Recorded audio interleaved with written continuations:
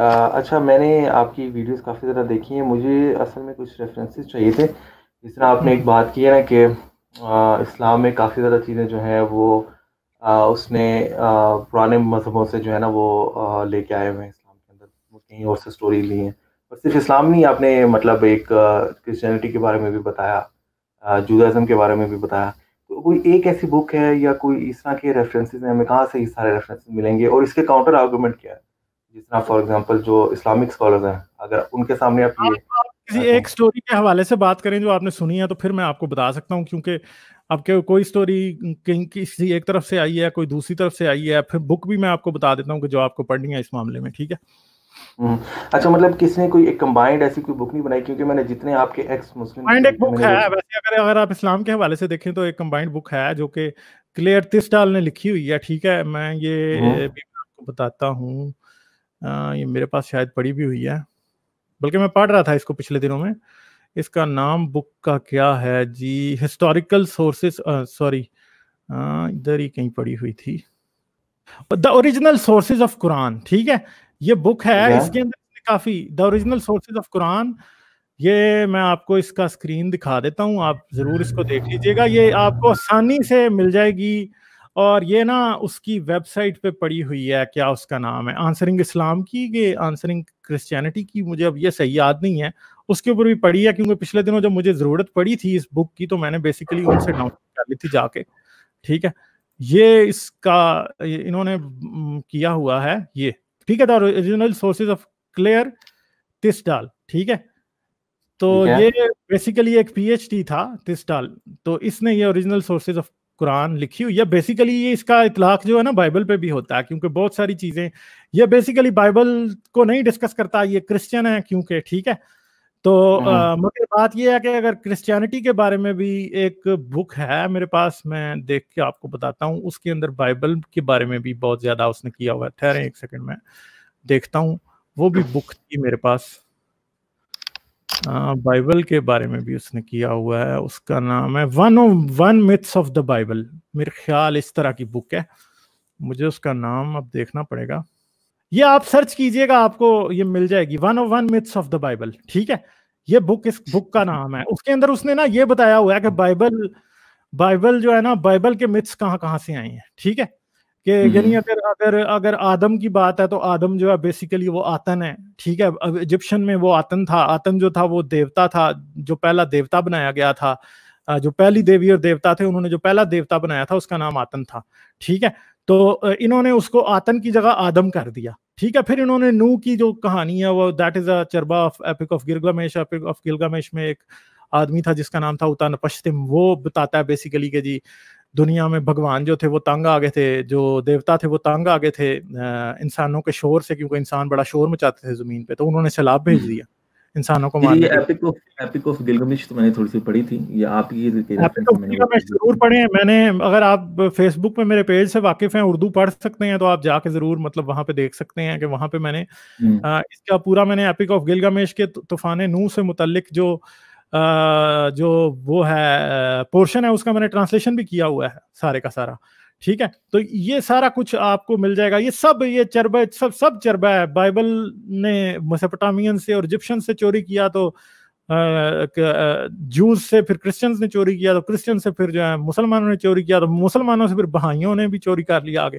ٹھیک ہے. تو ہر کوئی مطلب جو ہے نا یہ ایک دوسرے کا یزیدیز کا بھی میرے خیال ہے مونوتھیسٹی کی ہے، ان کا بھی ریلیجن، ان کا بھی یہی میسوپوٹامیہ کیا ہوا بارے میں مجھے جو ہے نا وہ معلومات نہیں ہے. ویسے ہی میں کوئی غلط ہی بات کروں گا اگر کروں، کیونکہ مجھے ان کے بارے میں پتہ نہیں ہے.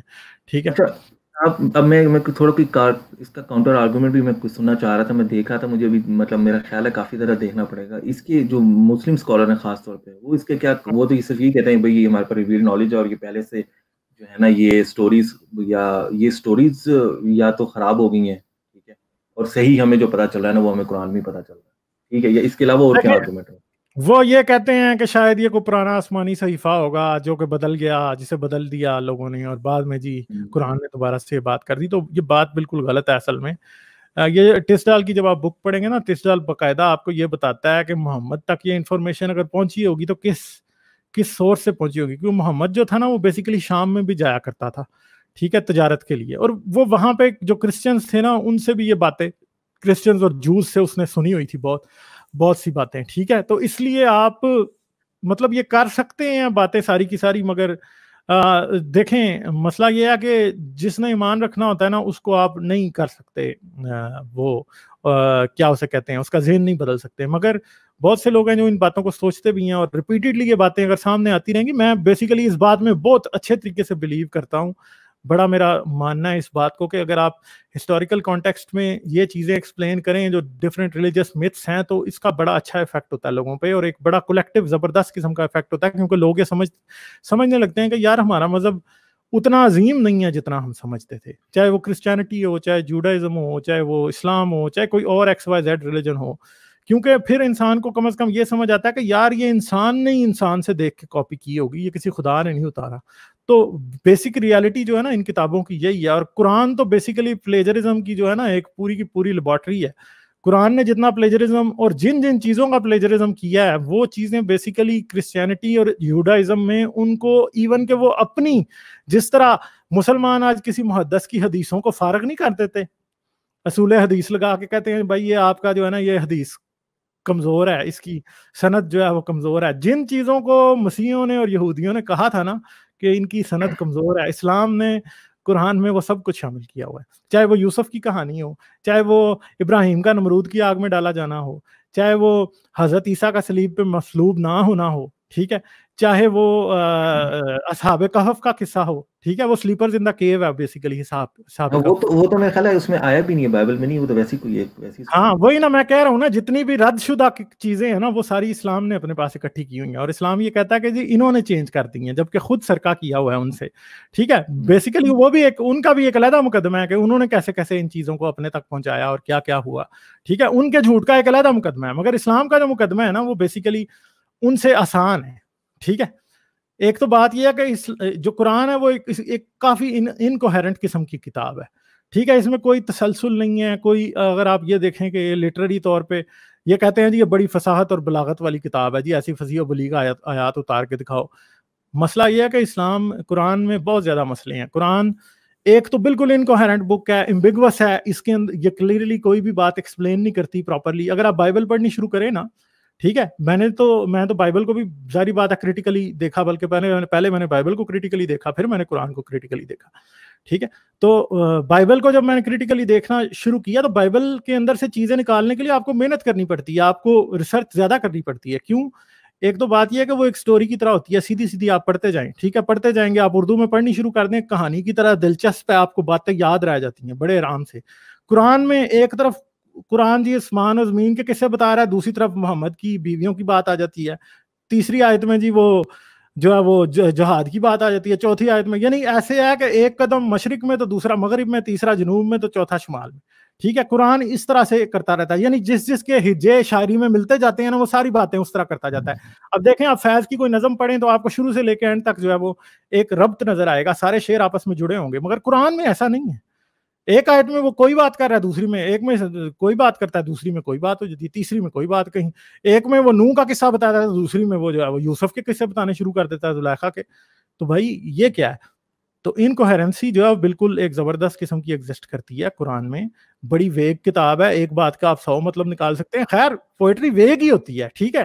تو مجھے تو یہ سمجھ نہیں آتی کہ یہ کہتے ہیں یہ پرفیکٹ کتاب ہے خدا اور انسان کے درمیان کمیونیکیشن کے لیے، تو یہ پرفیکٹ کتاب کیسے ہو سکتی ہے؟ ایک پرفیکٹ خدا اتنا امپرفیکٹ میتھڈ آف کمیونیکیشن انسان کے ساتھ کیسے اسٹیبلش کر سکتا ہے؟ ٹھیک ہے، بات یہ ہے کہ اس کا وے آف کنیکشن تو جو آپ کا اور میرا ابھی کنیکشن ہے اس سے زیادہ پرفیکٹ ہونا چاہیے، مگر ہمیں نظر آ رہا ہے کہ اس میں کچھ بھی نہیں، ساری فضولیات ہے. تو بائبل بھی اسی طرح ہے، بائبل بھی ایک چرب زبانی اور سارا دھوکہ ہے انسان کو دیا ہوا، اور انتہائی اس میں بھی اگر آپ دیکھنے لگیں تو آپ کو ہر قسم کی مورل خرابیاں بھی نظر آئیں گی، آپ کو اس میں لاجیکل مسٹیکس بھی نظر آئیں گی، اس میں سائنٹیفک مسٹیکس بھی نظر آئیں گی، قرآن میں بھی آپ کو نظر آئیں گی. آپ تو رات پہ چلے جائیں، سب ایسا ہی ہے. ٹھیک ہے، یہ سب چوں چوں کا مربع ہے جس کو آپ کہتے ہیں اردو میں. یہ بات ہے، میں نے بھی جب قرآن مجید کو جب سمپل ٹرانسلیشن سے پڑھا تو سمجھ کچھ بھی نہیں آتا جب تک آپ وہ اس کا کوئی جس میں مودودی صاحب کی اگر آپ پڑھیں تو پھر آپ کو چلو تھوڑی بہت سینس بننا شروع ہوتی ہے، اس کے علاوہ ویسے بڑا مشکل ہوتا ہے. اگر آپ میری ویڈیوز کو پسند کرتے ہیں تو سبسکرائب کریں اور گھنٹی کا بٹن دبانا نہ بھولیں، اور مجھے پیٹریون پر سپورٹ کریں۔ پیٹریون پر آپ کی مدد میرے لیے میرے اس کام کو جاری رکھنے میں انتہائی مددگار ثابت ہوگی۔